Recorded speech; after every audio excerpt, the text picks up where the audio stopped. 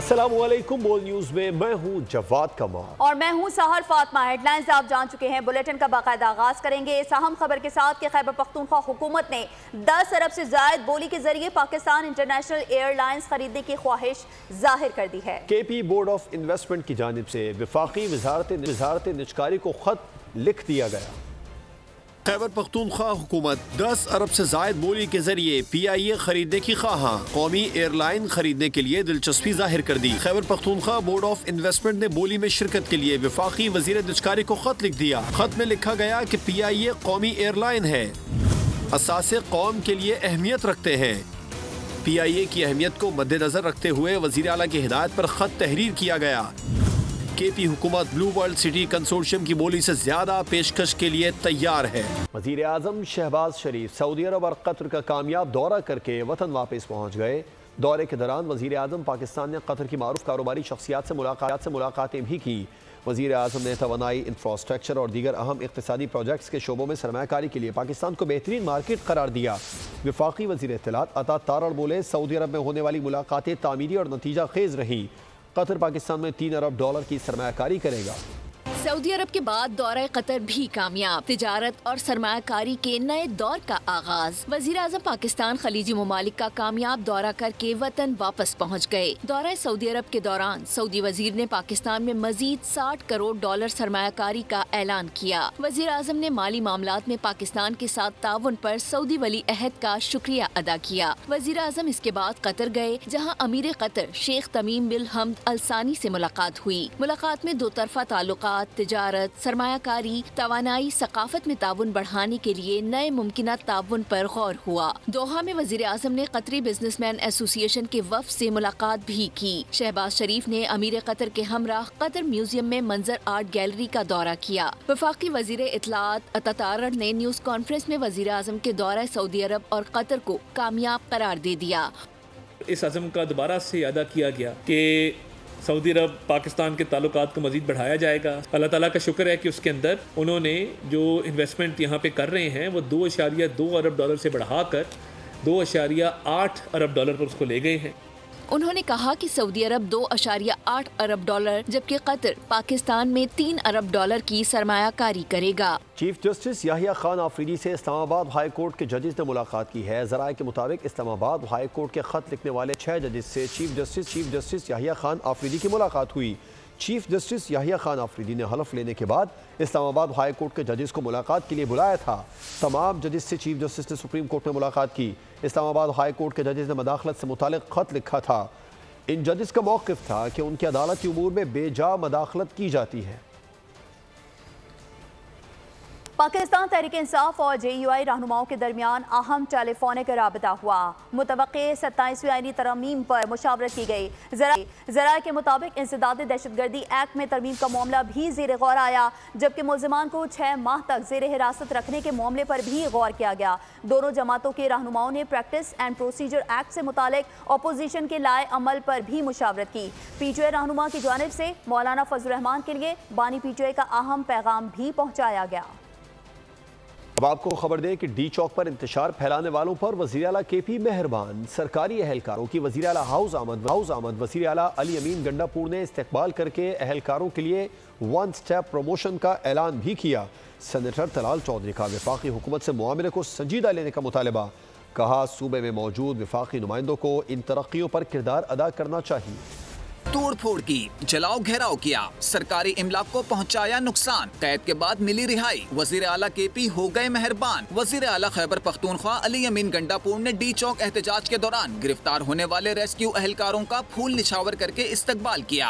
मुलाकात में नवाजिशात की बरसात कर दी। रेस्क्यू एहलकारों की 1 स्टेप प्रमोशन, 1 माह की इजाफी तनख्वाह, अलाउंसेस में इजाफे की यकीन दहानी, रिटायरमेंट की उम्र भी 50 से 60 साल करने का वादा कर लिया। 1 हफ्ते आराम के लिए छुट्टी भी इनायत कर दी। सेनेटर तलाल चौधरी ने वफाकी हुकूमत पर जोर दिया कि वजीर आला खैबर पख्तूनख्वा की तरफ से इस्लामाबाद पर चढ़ाई करने में मुलव्विस सरकारी मुलाजमीन को तरक्कियां और मराद देने के इकदाम का नोटिस लिया जाए। सेनेट इजलास में कहा, जमानत पर रिहाई के बाद वजीर आला ने उन्हें अपने दफ्तर बुलाकर 1 हफ्ते की छुट्टी और तरक्कियां देने का ऐलान किया। वफाकी हुकूमत इस मामले को संजीदा ले, ये रिवायत अच्छी नहीं। गुजारिश ये है कि ये इस बात को वफाकी हुकूमत को सीरियस लेना चाहिए और वहाँ पर जो वफाक के नुमाइंदे चीफ सेक्रेटरी इस तरह की प्रमोशंस और इस तरह की वहाँ पर अगर आप ये चीज़ें प्रमोट करेंगे तो कल कोई भी सूबा आप पर अपने वसाइल से वो आप पर वफाक पर हमलावर हो सकता है।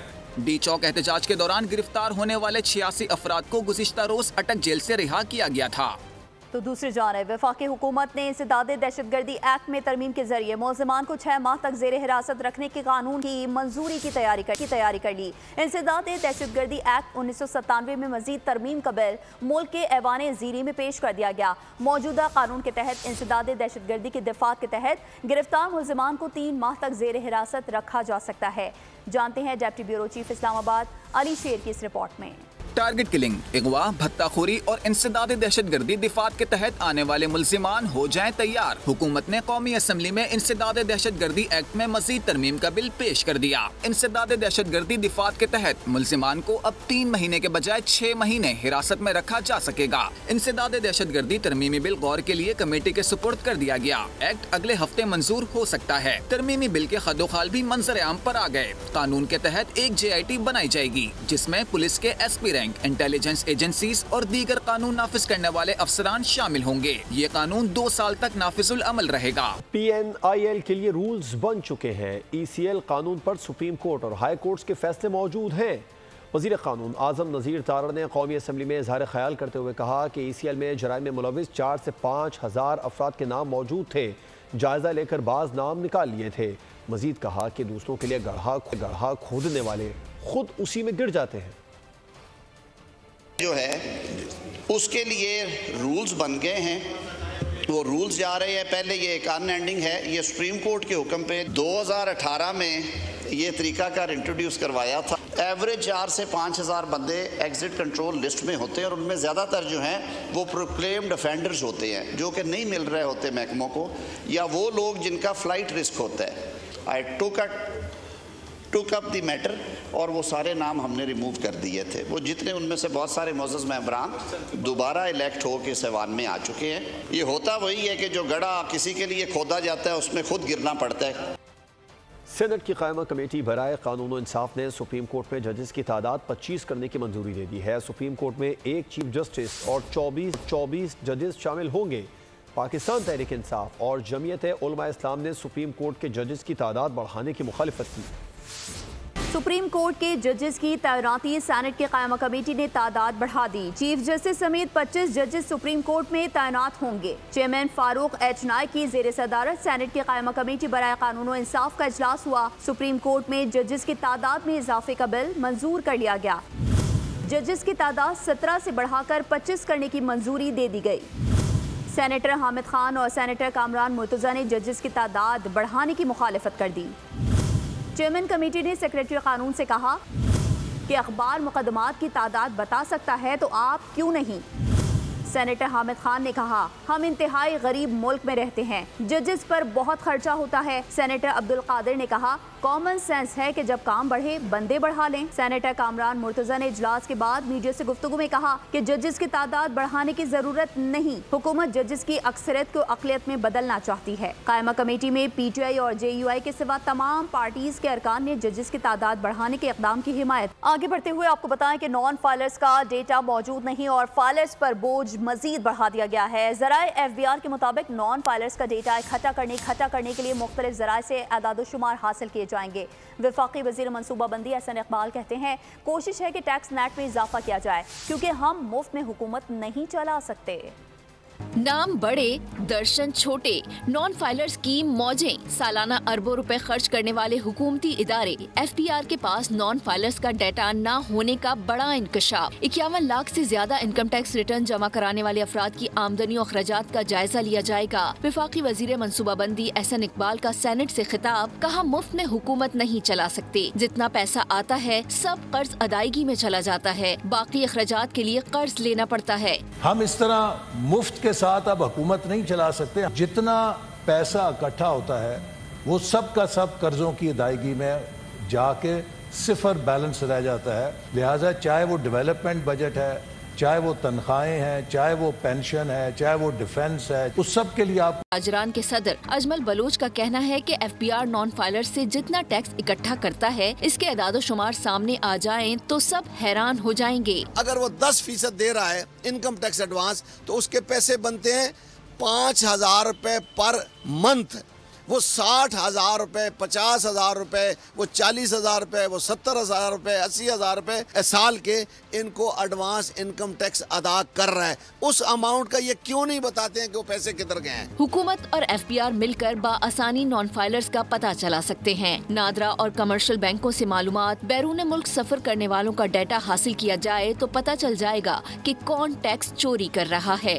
और अब खबर यह है कि पाकिस्तान स्टॉक एक्सचेंज में आज तेजी का रुझान रहा। 100 इंडेक्स 90,000 की सतह अबूर कर गया। सोना और डॉलर मजीद सस्ता हो गया। तफसीलात जानिए कफील अहमद की इस रिपोर्ट में। कारोबारी हफ्ते के आखिरी रोज स्टॉक मार्केट में जबरदस्त तेजी देखी गई। 100 इंडेक्स 90,000 की सतह अबूर कर गया। इख्तिताम पर 100 इंडेक्स 1893 पॉइंट्स के इजाफे से 90,859 पॉइंट्स पर बंद हुआ। दिन भर मजमूई तौर पर 430 कंपनियों के शेयर्स में कारोबार हुआ। सराफा मार्केट में सोने की कीमत में कमी, फी तोला 2500 रुपए सस्ता हो गया। कीमत 2,84,700 हो गई। 10 ग्राम सोना भी 2144 रुपए सस्ता 2,44,084 रुपए पर पहुंच गया। करेंसी मार्केट में डॉलर की कीमत घट गई। ओपन मार्केट में डॉलर 15 पैसे सस्ता, जिसके बाद इंटरबैंक में डॉलर 269 रुपए 63 पैसे पर पहुंच गया।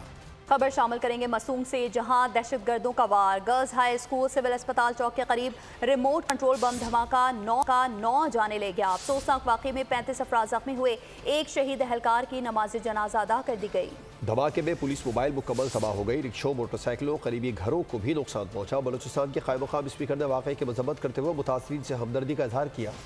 दहशतगर्दों ने गर्ल्स हाई स्कूल सिविल अस्पताल चौक पर पुलिस मोबाइल को निशाना बनाया। स्कूल की वैन भी धमाके की जद में आ गई। हर तरफ अफरा तफरी फैल गई। बच्चों समेत पुलिस एहलकार और राहगीर जान से गए। जख्मियों को अस्पताल मुंतकिल कर दिया गया। एक शहीद एहलकार की नमाज जनाजा अदा कर दी गई। चौक पर मौजूद पुलिस मोबाइल मुकम्मल तौर पर तबाह हो गई, जबकि दीगर गाड़ियों और रिक्शों को भी नुकसान पहुँचा। तर्जुमान हुकूमत बलूचिस्तान के मुताबिक जाए वकूअ से शवाहिद इकट्ठे करके तफ्तीश का आगाज कर दिया गया। उधर कायम मकाम स्पीकर बलूचिस्तान असम्बली गजाला गोला ने धमाके की मजम्मत करते हुए इसे तालीम दुश्मनी करार दिया। पैसों का तनाज़ा। अदाकारा नरगिस को शोहर ने बदतरीन तशद्दुद का निशाना बना डाला। अदाकारा नरगिस की मुद्दत में शोहर माजिद बशीर के खिलाफ थाना डिफेंस सी में मुकदमा दर्ज कर लिया गया है।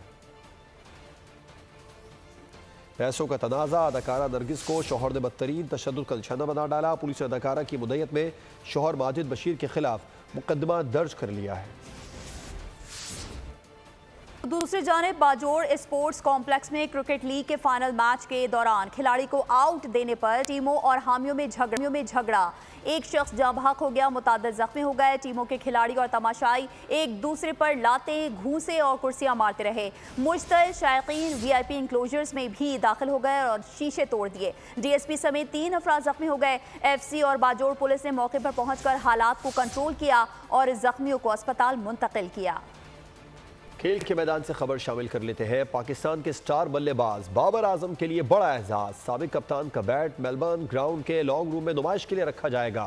MCG हुकाम की दरख्वास्त पर बाबर आजम ने T20 वर्ल्ड कप 2022 के फाइनल में इस्तेमाल होने वाला बैट अतिया किया। MCG लॉन्ग रूम में Don Bradman, Jack Hobbs, David Boon, Brian Lara के बैट भी नुमाइश के लिए मौजूद है। और अब आपको बताएं कि साबिक टेस्ट कप्तान जहीर अब्बास को PCB का रुकन गवर्निंग बोर्ड नामजद कर दिया गया है। मजीद अहम जिम्मेदारी मिलने का भी इम्कान है। जहीर अब्बास ICC के चेयरमैन रह चुके हैं। एशियन ब्रैडमैन के नाम से मारूफ अजीम बैट्समैन PCB में स्टेट बैंक की नुमाइंदगी करेंगे। उनकी नामजदगी महराज खान की जगह नामजदगी हुई है। जहीर अब्बास ने स्टेट बैंक हुकाम से मुलाकात के बाद जिम्मेदारी संभालने पर रजामंदी जाहिर की। तर्जुमान PCB के मुताबिक गवर्निंग बोर्ड के मेंबर्स की तादाद में इजाफा नहीं किया गया है। बुलेटिन में अब कुछ बात अमरीकी इंतखाबात की। दुनिया में इलेक्शन के दौरान जाली वोट डालने के इल्जामात भी सामने आते हैं और अमरीका में सदारती इलेक्शन में भी ऐसा होना मुमकिन है। ताहम जाली वोट रोकने के लिए अमरीका में कौन सा निज़ाम बनाया गया है और ये कितना फुल प्रूफ है, इस रिपोर्ट में जानते हैं। आपने ऐसी कहानियां तो सुनी होंगी कि एक शख्स कई वोट डाल दे या कोई अपने रिश्तेदारों के नाम का वोट डाल दे या किसी का डाक से आने वाला वोट ही रोक लिया जाए। क्या अमेरिका में भी ऐसा होता है? अमेरिका में वोटर फ्रॉड बड़ा जुर्म है और इसमें मुलविस अफराद को कानून का सामना करना पड़ता है। अमेरिका में इंतखाबी निजाम कई तहों पर मुश्तमिल बनाया गया है। इसकी बदौलत फ्रॉड के केसेस शाज़ो नादिर ही पेश आते हैं। अमेरिका में वोटिंग में जालसाजी की सजा में भारी जुर्माना और जेल की सजा भी शामिल है। शहरियों को ज्यादातर रियासतों में अपनी शनाख्त के लिए शनाख्ती कार्ड दिखाना होता है। अमरीकी इलेक्शन एक गैर मरकजी निजाम के तहत मुनक़िद होते हैं। अमरीकी इलेक्शन में इंतखाबी हल्के अपना आजाद दायरा इख्तियार रखते हैं। इस तरह मुनज़्ज़म जारी वोटिंग के इम्कानात बहुत कम हो जाते हैं। सदर के लिए बराह रास्त वोटिंग न होने से वोटिंग की शफाफियत पर कड़ी नजर रखना भी आसान हो जाता है। न्यूज़ बुलेटिन से अब तक के लिए इतना ही। मज़ीद खबरों और अपडेट्स के लिए विजिट कीजिए हमारी वेबसाइट bolnews.com और देखते रहिए बोल।